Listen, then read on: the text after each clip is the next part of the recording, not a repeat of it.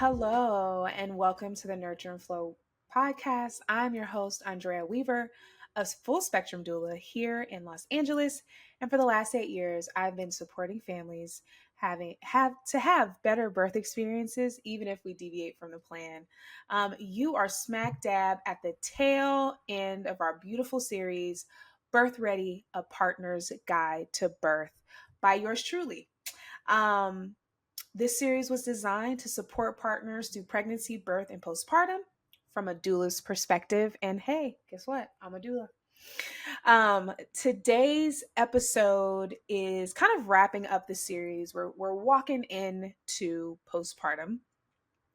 Um, and today we'll really be focusing on the last 8 weeks, the fourth trimester, should I say, the last 8 weeks. Not even the last, I'm sorry, the next 8 weeks after labor and delivery, right? This is the home stretch. Psych, it's not the home stretch, y'all, but it is the first 8 weeks postpartum. And we're going to talk some tips. We're going to be clear about what we mean about postpartum because I believe there's definitely some misconceptions there. We're going to talk about kind of what to expect in that first 8 to 8 weeks. 8 weeks. We won't get into detail in this episode, but check out my next series. It'll be dedicated. All 8 episodes will be dedicated to postpartum, and you can kind of dig in there. We'll talk about the importance of a postpartum plan. And then we'll talk about some setting boundaries and making time for yourself and your relationships. All right. So, digging into postpartum, if you have not already, I really highly suggest you go back and listen to episode 1 through 6 to kind of get a sense of how we've gotten to postpartum. There's so much that happens in pregnancy, labor and delivery that gets us to this point.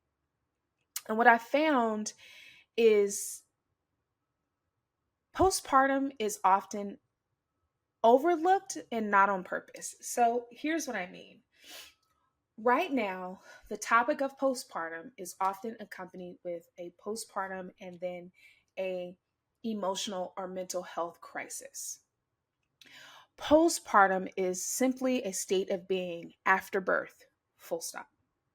So we have to start warping our mind around postpartum as not something to treat, but it is something that we are in, right? For the pregnant person that has birthed this baby, whether it's vaginal, whether it's through belly birth or what we commonly call a cesarean or C-section, postpartum is happening, period. Okay. Now, in unfortunate situations, even let's say emergencies or traumas that can come up, this is still a part of the process of labor and delivery.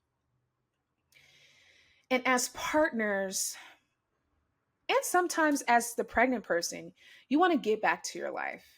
And as I've said in this series over and over and over again, it's nothing to get back to more than it is to getting used to your new normal and to be curious about what that means. Yes, a lot of your time is going to be surrounding baby. In those first couple of weeks after birth are super critical for bonding, for recovery, because these 8 weeks is not healing for the birth person, for the mom that has birthed this baby. We are talking about recovery, right? And I'll dive into this more in my postpartum series, but it's super unfortunate that a lot of us don't have the privilege of working somewhere where we can take our full 6 weeks, much less 6 months off, right? And so let's get into the nitty gritty of postpartum. So before I get into the details about milestones and whatnot, here's what you need to know about postpartum. Number one, the first 6 to 8 weeks is about recovery. I like to use a 5-5-5 plan. I'll drop the link on my website. You can go download it.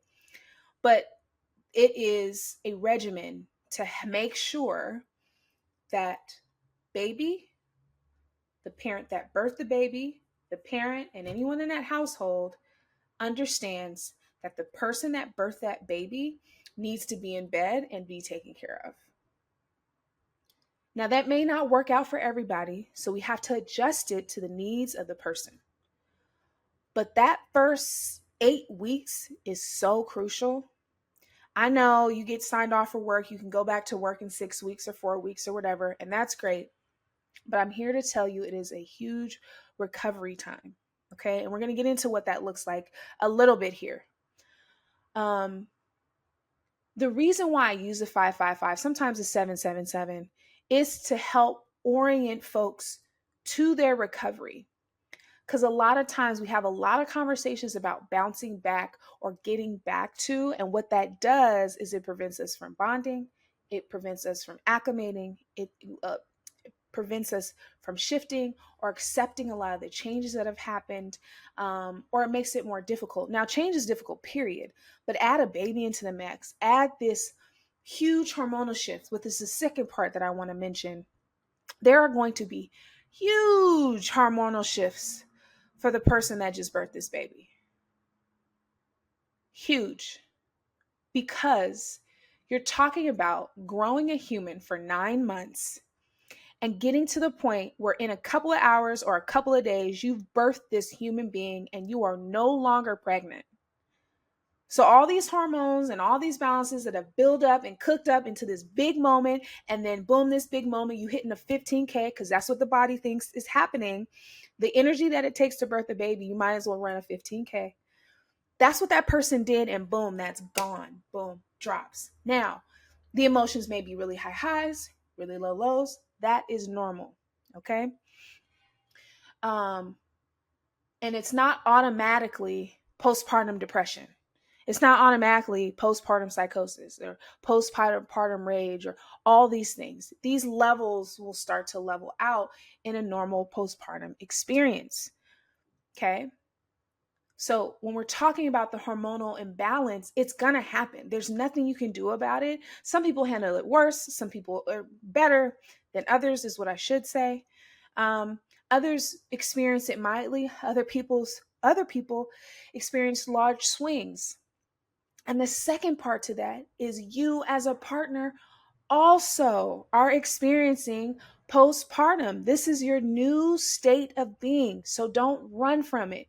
You too are going to experience hormonal and mental, emotional, and physical changes once this baby arrives. I know we don't like to say that, or we think it's some mythical creature. It is not. Your lives have been uplifted for good, right? In a great way, but it is a huge shift. Your life has changed. You ever just been in a room with someone? You be in a room and somebody walks in and it changes the whole vibe for good, for better, or for worse? This is no different.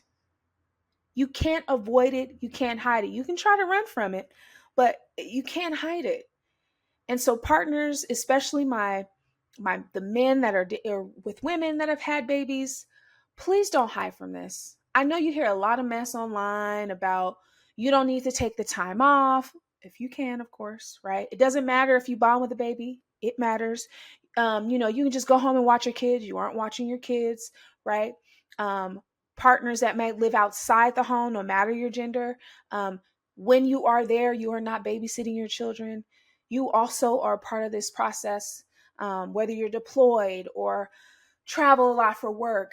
You make this your priority. Maybe you're the breadwinner. You got to go to work, but you better prioritize your family. Prioritize your family. It's important. And during this time, for you to bond with this life that you help bring into this world, whether it's biologically or through the pregnancy process and labor and delivery process, you get to experience that.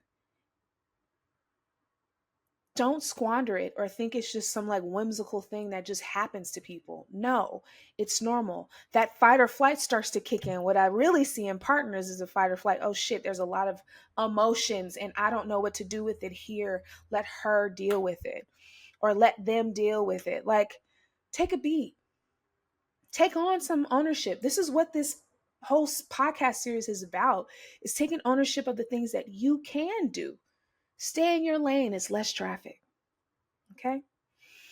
Uh, On to what we know as these different um, postpartum, add whatever mental health crisis or emotional instability that you want to add there. And I might be using not the greatest terms to describe those, but that's what we see.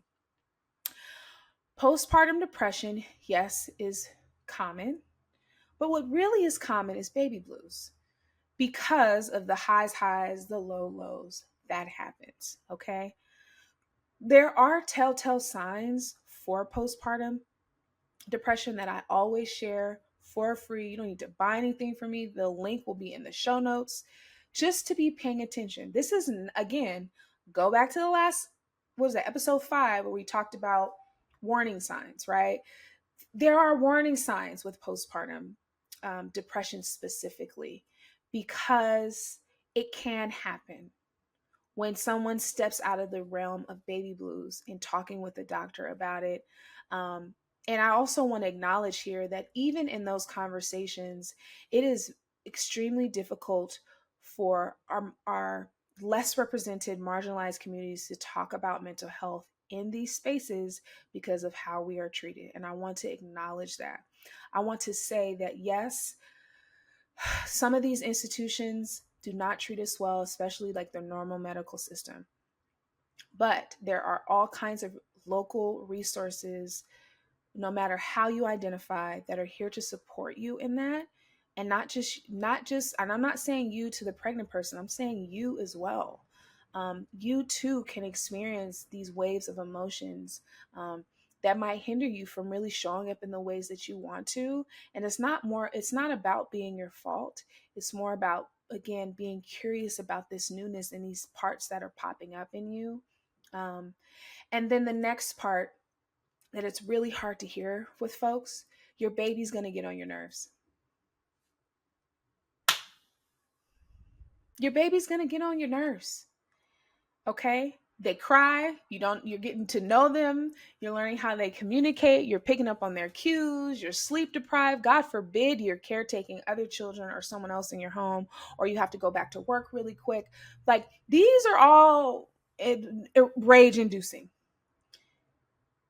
If nothing else, put the baby down and walk away. Let me tell you that again. When you feel like that and you're trying to take care of the baby, put the baby in a safe space, bed, crib, bassinet, swing, whatever. Walk away. Give yourself 5 minutes. Have some breathing techniques handy. Hop on the phone and talk to somebody you trust that understands what I'm saying right now. This is not a conversation for every and anybody. And I would say the same thing to the birthing parent. There is no shame in that. A lot of us have experienced a lot in life, and we have this new human that we love and care about, and we are frustrated and we feel guilty. And you don't need to cover up feeling guilty. What I want you to do is take a beat. And if it is too prolonged, have you eaten? Have you slept? Have you gotten some sunlight or gotten some fresh air? Put your feet on the ground, like outside in the grass. If those are not working and you cannot break that cycle of feeling and spiraling, seek help. And that is the extreme of that, just to be fair. Most times, though, you're going to get frustrated. You're going to get irritated. And when you can't snap at a baby, they don't even understand what you're saying. You're holding them, they're crying, you're looking at them, and they're screaming in your face. The amount of stimulus that's happening in your body, I get it. It happens. It happens. And you get to choose the best option, and sometimes the best option put the baby down, walk away. If you can, and there's somebody in the house, I need you to grab the baby for 10 minutes. I need a moment to myself. I'm losing it. That's okay. It really is okay. It's better than harming yourself or harming someone else when you're feeling overwhelmed and overstimulated, especially with lack of sleep. We haven't eaten, we haven't hydrated, we haven't exercised, we haven't done all these things because our lives are wrapped up in this baby. And not to start this podcast on doom and gloom. I'm so sorry.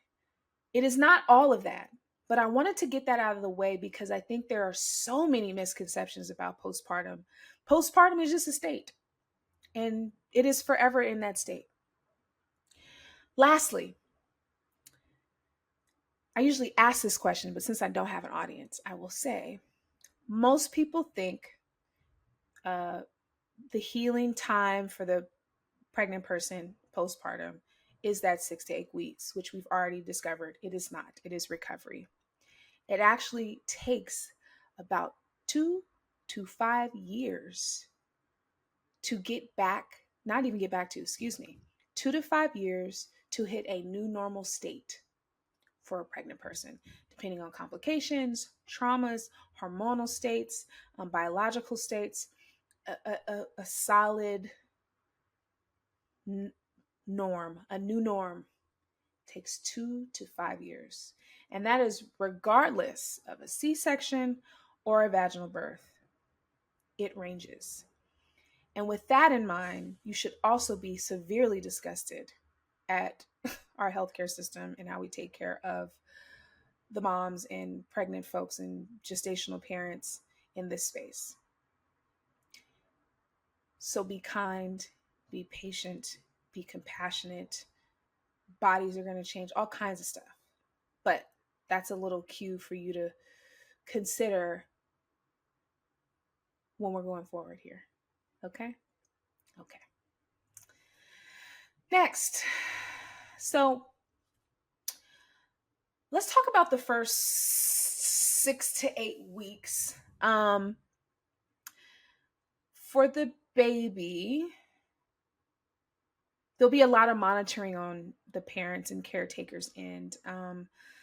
We're looking at weight, we're looking at feedings, we're looking at feeding patterns, we're looking at pees and poops, we're looking at developmental milestones in the baby. For mom, it's the recovery from birth itself, and again, keeping an eye on like baby blues and postpartum depression, like I mentioned before. And then the bonding between you all and the baby or whoever else is also caretaking. And this is why this 1 to 6 weeks, I always, this first couple of weeks, especially 1 to 6, this house, home, apartment, RV is not a petting zoo. We're going to get there about boundaries in postpartum. But there's a lot of fluctuation. There's a lot of acclimation. For partners, it's adjusting to this new normal, especially if you haven't had to always caretake for your partner, even if you wanted to, that they just got it and they don't need anything. You're going to have to start being needed, even if they don't even ask. Just certain things that you're going to have to do and recognize, right? As we've been talking about through this whole series, own your lane. You got a lane, stride in that lane, because that's where you are going to shine and you're going to be stretched in a greatest way possible, even leading up to this. So this should be easy, right? You're going to want to pay attention to some of these milestones. Baby has his first appointment at 6, the first week. So you guys will go to that doctor's appointment, but they only get to see mom, birthing person, one time. And that's at 6 weeks. So your eyes and whoever else is in your community supporting this you all at home, if you have that, needs to be paying attention and supporting that person. And that means getting up and grabbing their food for them, warming things up, pre-planning, meal prepping, right? On the emotional side of things, In this time, you're getting used, not the emotional side, but on the practical side, you're getting used to this new cadence with this baby. It's the diaper changes, it's the feedings, right? It's the bathing, it's the soothing techniques. What works, what doesn't work. Oh, this worked last week, now this doesn't work. Babies hit a lot of milestones in those first 8 weeks, okay? So don't take it personal if one week the baby took a pacifier and the next week they didn't. They just do whatever, right? Um, um, the birthing person is in straight up recovery mode. They should not be heavy lifting. They should not be doing anything strenuous. I know some folks have to go back to work. And so, while unfortunate, I want to also call out and recognize that this proves to be an interesting space to be for a birthing person. And if you're breastfeeding, if you guys are deciding to breastfeed, pumping and getting that cadence and getting, the type of milk you need, getting enough food and hydration, this is all important in those first 6 weeks. And then 6 weeks and beyond, we're really looking at a lot of milestones for the baby. So cooing and rolling over and beginning to sit up and starting solids and uh, going transitioning from newborn sleep habits. So after, I think it's after 2 months, so maybe was that 8 weeks, something like that, they start to have a normal sleep pattern. They sleep longer at night if you get your sleep routine right. Mom or the birthing person, they're starting to get more into physical recovery. So light body movements like walks, some pelvic floor health, which is really, really key. Again, checking in on those mental health check-ins with them, having those conversations. And hopefully if you've been following along in this series, you've already started a good routine of just checking in. And if you're not sure, I'm telling you, there's so many options online. If a healthcare provider or a therapist is not, or a group is not there available to you, there's also online resources to help you kind of navigate these spaces. And hopefully you started early and you continued often to practice. So when you get here, this is a breeze. You're continuing to check in. You're also continuing to check in with yourself. Okay. Um, uh, in this time too, you might be required to do a little bit more chores because the birthing person just needs to rest and recover. Remember, they just want to run a 5K and carry the baby to whatever term that they were in, and we want to honor that healing journey. Okay. So here's the thing that folks always ask me about. And I breezed over the 1 to 6 because I could go into a deep, dark rabbit hole about what the 1 to 8 weeks can look like. But feel free to check out the postpartum plan that I have on my website. Download that. It'll give you a little bit better idea of what to expect more externally in that space. Um, and there's also wonderful books. I'm reading this book called Nurture, which is by a doula that I love. There's Oh Sis, You're Having a Baby, which is another book that I really like, and it talks about postpartum in a real way. And there's also another book that I'm thinking of that goes week by week with postpartum. So look those up, and there's some great online resources as well to kind of walk you through what that first 6 weeks look like. Okay, but we're gonna move into sleep expectations. So newborn sleep cycles are different. They look different for each baby. Some babies are good babies. Some babies know that they want to eat all the time. Some babies tend to sleep and then we miss feedings. I think you have to understand that there is a cycle and then they change out of that cycle. And then that sticks for a little while and that changes. So be prepared to take shifts, to ask for help where you can. And again, you're not going to get everything right. And when the baby shifts, there's no warning. So you just have to acclimate to that. But do your best. Okay. There are some really great tips on establishing a routine, but the routines really start with you, partner, and whoever else is supporting your family and this new baby in your home, right? I think a lot of times we hold the baby too much and that baby needs to sleep a certain way. Well, think of it like this. You're talking about a baby that has been physically connected with your partner for the last 9 months. We birth them into a world with a whole bunch of lights, a whole lot of loudness, out of this warm space, and I can hear their heartbeat and feel connected to them all the time, to no connection at all, to feeling isolated, to be put in a bassinet or crib. Listen, early on, holding the baby skin to skin, that's not just for the laborer in delivery room, that's also for when you get home. And sometimes that's the only way you're gonna get the baby to sleep at first. And then you start to learn other tips and tricks. And what I've learned is holding the baby, strapping the baby to you as much as you can. And when you catch them sleeping, put them down, having different times of day as they get older. So closer to the, like out of 4 weeks, you can expect a lot of inconsistency, right? But then once you slide into like week 5 and 6, babies sleep a little bit more consistently. They sleep long stretches at night because the sun's down, it's in a dark room. They start to understand naps versus nighttime sleep. And this is just with regular cadence and you setting them down so you can do something. But in those first 4 weeks, the expectation isn't just to sit the baby down. It's just not going to work. It's going to feel distressful to the baby, or the baby can feel distress. Now, a little distress just goes a long way. If you're at home alone, you got to hop in the shower and the baby cries, hop in the shower, do what you got to do, and come get the baby when you're done. Like, you got to do what you got to do. But what I am saying is, that stage isn't necessarily cry it out, right?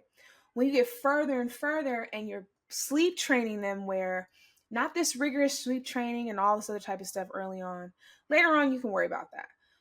What I'm talking about is little tricks and tips to get babies down. So during the day, maybe you don't swallow them. Swaddle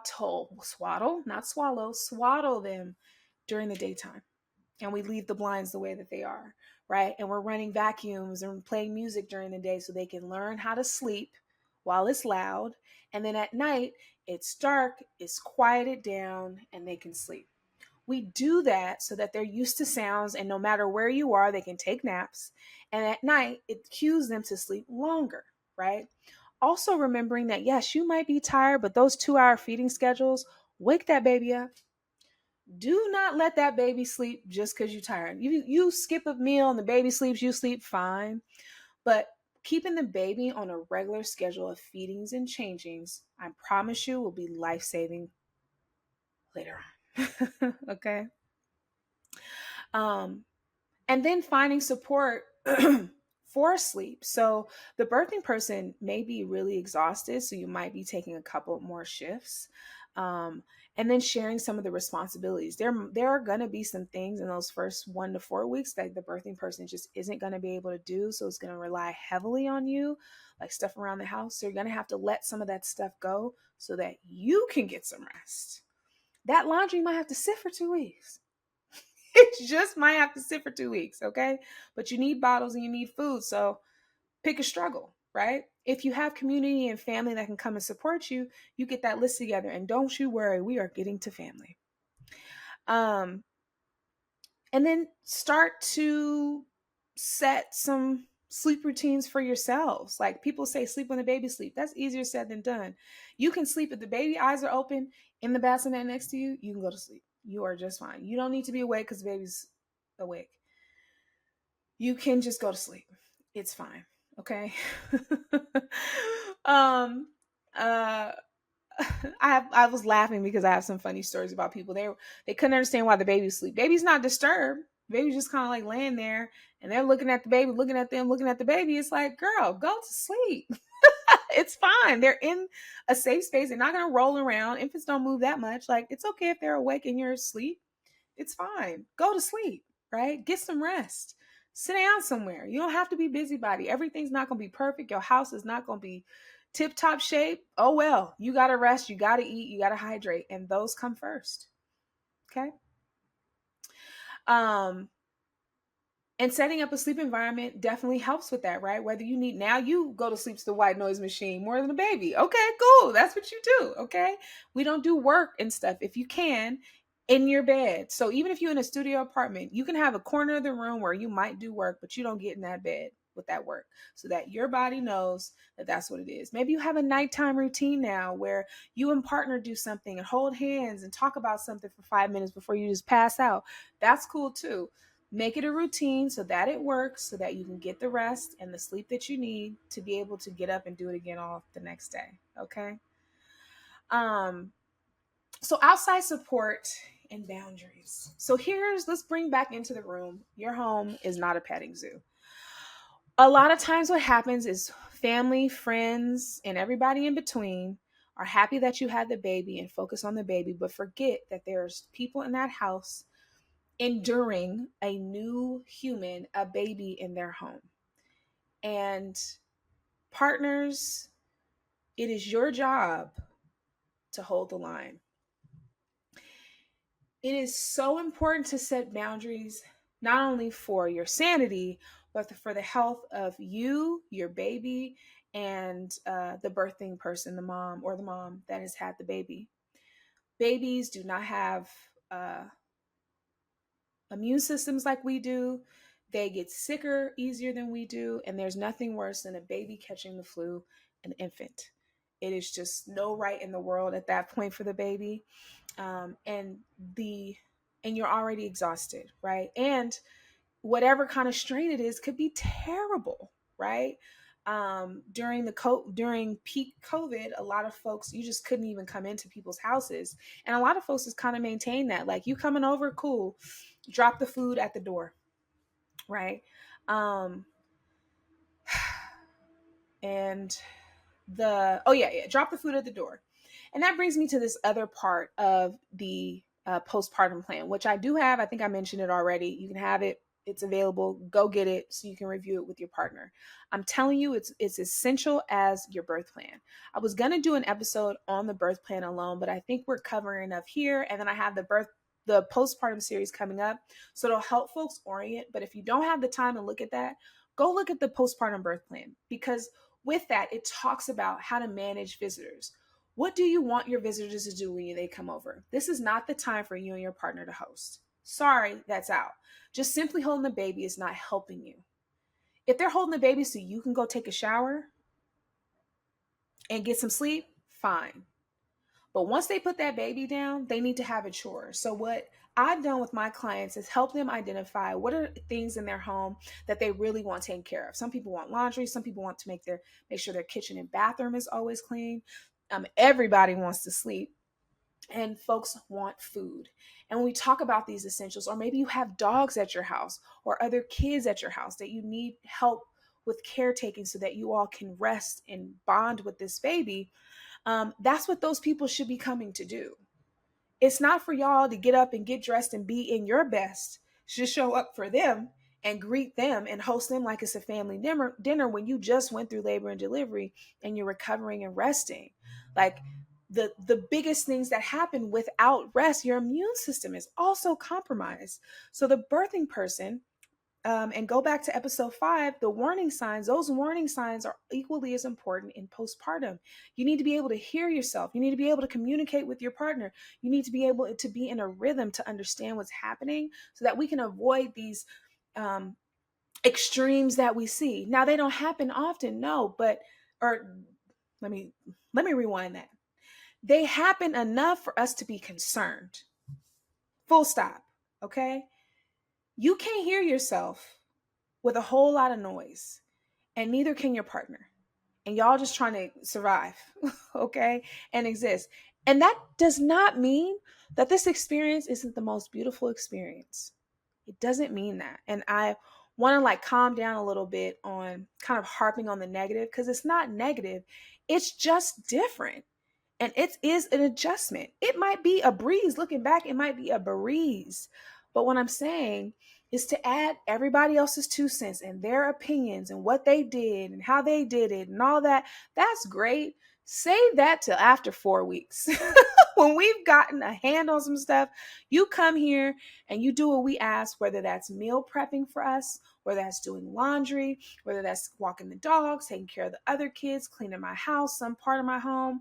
That is what the exchange is for them to hold that baby. That's the price of toll. And if folks can't get with that, then they can't come until you guys are ready to have visitors. But that 1 to 4 week time frame is not about visitors, it is about support. Period. Period. Sorry, I know. Unless you have some like religious obligations, which is also a thing, and I'm not talking about that. What I'm talking about is people that are coming expecting you and your family to host them, and you just brought home a brand new baby, to pick up your baby, to touch all on the baby. That is too much.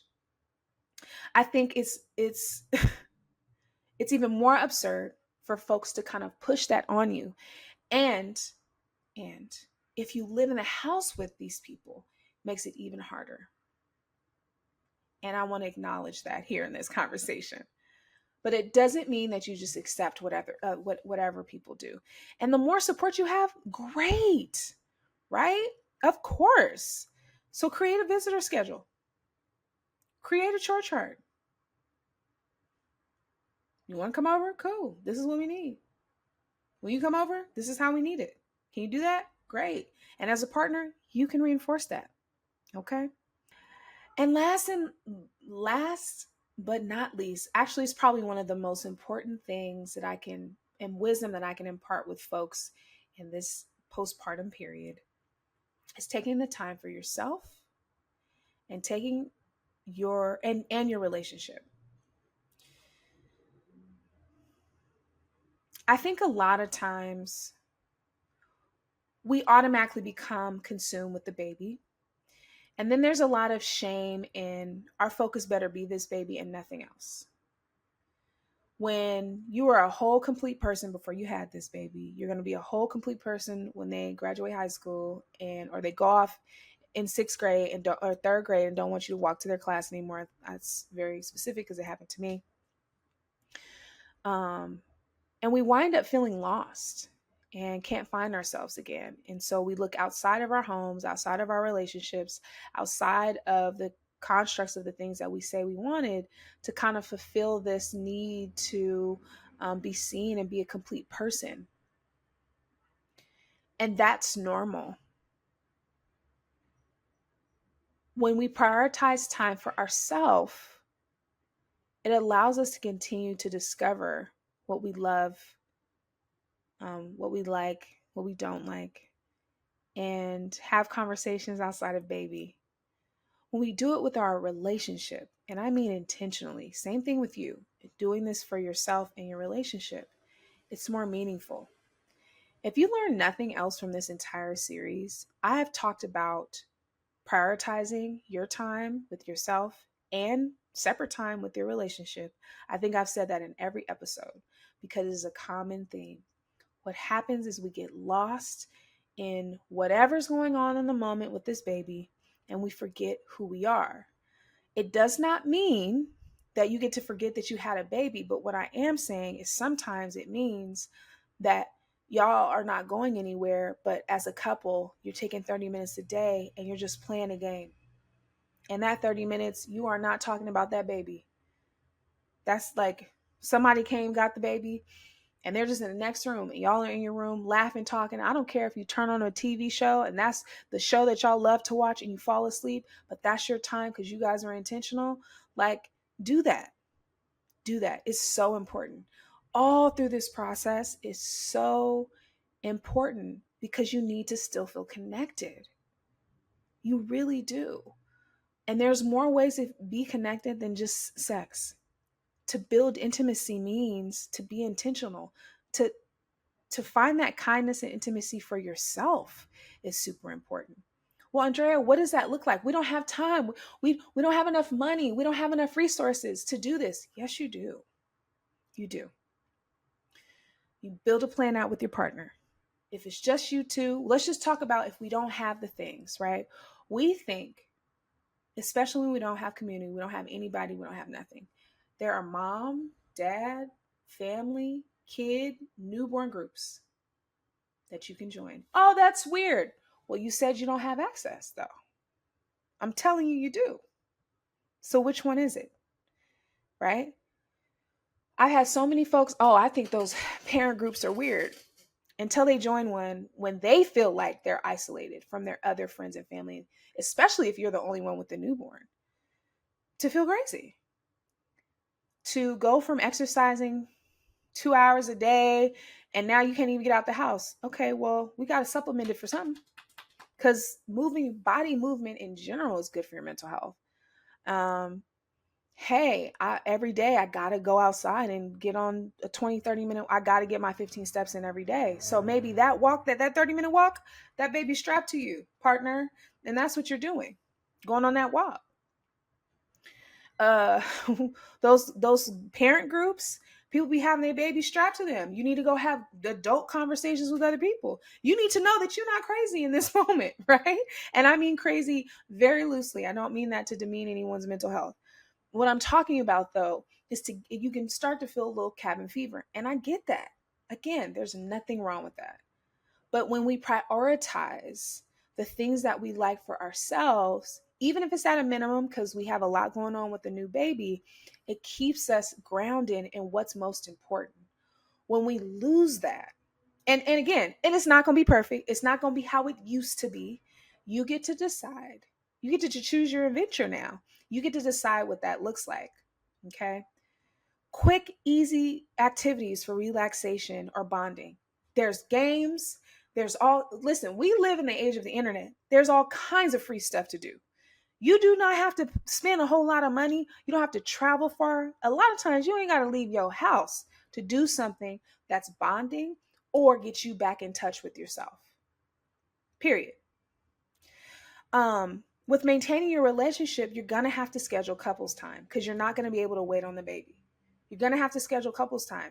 You're going to have to schedule open communication. Now, what that looks like when the baby's between 1 and 4 weeks is going to look different than when the baby's 6 months. That's cool. But when you have open communication, you can talk about your needs in those moments. Hey, I noticed we have a lot more free. Hey, the baby's sleeping more during this time. Maybe we can get a little bit more intimate now. Like, right? Like we can have these conversations and it's not a shock to the other person. But also walking lightly in those early stages because we remember what? That is the most crucial time. Again, this is choose your adventure. And it might seem overwhelming, but if you've done what we talked about through this entire series and expounded and done your own research and found your lane in all of this, I promise you this will be just the next step. It doesn't have to be a fork in the road. It's just the next step. When we add in work, when we add in kids, when other responsibilities, because these bills come on the first every month, those can like steal these moments of joy. And I want us to kind of grab on to these moments of joy so we can pull those out of our back pocket and save them. Save it for a rainy day. Oh, that's a song. Um, Even me, as your favorite doula, I am also expecting. And we have had so many different roller coaster ride experiences of anatomy scans and this and that and things that have come up, and prioritizing time together has had to be at the forefront. Now it has changed since I've been pregnant because we did date night 1 week, so we'd alternate date night and work week. So date night, we go out, do something, doesn't have to be expensive, and then work night, we work with a therapist and she gave us like activities to do to kind of work on how to communicate how we feel and havening techniques and all these beautiful things, which you can go search online for, right? Um, and it helped us to grow exponentially, even when things are tough, and to be able to say tough things and express when things are tough, right? But that took work. That didn't just happen now that I'm halfway through our pregnancy. That was going on prior. So leading up to this, even when things got real tense, we knew that we had a place to get. We knew we had some grounding. We knew we had a foundation in how to communicate. And that's what I want you to hear. Like, people just like say communication a lot. It drives me crazy. But it's, are you being honest with how you feel? And are you sharing in earnest and compassion with your partner? are we giving ourselves enough space? And so when we get to this point where we talk about setting a date night, doing little gestures that the person loves from you. It could be a flower. Oh, I went on the walk with the baby and I know this is kind of corny, but I saw this flower and it made me think about you. Or I was up last night with the baby and I thought about you. Like, this is not just for you, partner. I mean, we talking to you, partner, but this is for both of you to try. And if you don't decide you don't want to be together, fine. But that's not what we're talking about. We are talking about this journey that you all have decided to be on, the roles we play, the ones we get to choose, not the ones society has told us, and how we show up in these moments. The reason why I give you information is for you to decide what's important to you. Maybe playing chess every week is important to you. It's not important to me. That does not make it less valid. Maybe playing video games is important to you. It's not important to me. So then how can we find a common ground so that you can be fulfilled in the ways that make sense, right? Maybe it's important for us to go out and be in nature. Okay, well, we got to do that. So you make it work. But we don't need to try to shove what do they call it, a square peg into a round circle. Like, it's just not going to work. So we got to find the right peg for this part of our lives. And I think with postpartum and wrapping up here before I get on my soapbox is to remember that you all are still individual people come together for this beautiful soul that you brought into this world. And I think it is our biggest responsibility, especially as partners, is to honor this process, even when it's not smooth, even when it's not great. When it is great, remembering that, putting it in your back pocket for a rainy day. It is so important. As we wrap up this episode today, remember, you all are all you got. You got this. Not all you got. We all we got. Okay? You are not alone in this. The postpartum part is a phase, a journey too. Again, you're not alone. You and your partner as a couple are not alone. There's so many resources, groups, communities that you can join. Even if you feel weird about that, there's books that you could read. There's online communities. There's Slack channels at people's jobs. Like, you can expand on your reach. And I think a lot of times when we're in these spaces, when we don't share anything, it feels like we're the only folks experiencing this beautifulness or these opportunities, and you can do that. Okay. Remember that all your support makes a difference in the best way that you show up. And I don't mean half-assed and show up, and I don't mean willful incompetence. Okay. I mean the difference for both the birthing person and the baby. You make the difference. And with that level of responsibility, what did it say? With great power comes great responsibility. Okay? Stay proactive. Please set those boundaries with your family and friends. Please. Go grab that postpartum template. It'll talk about what that looks like. Okay? Reach out. Share your stories with me. If you need any support or need resources, feel free to reach out to me. I'm in California. My practice is in the Bay Area and here in Los Angeles, so I'm very familiar with the groups here in California, but I have a great network of folks. So if you need support or just need insight on something, feel free to reach out. I'm happy to help within reason. Okay.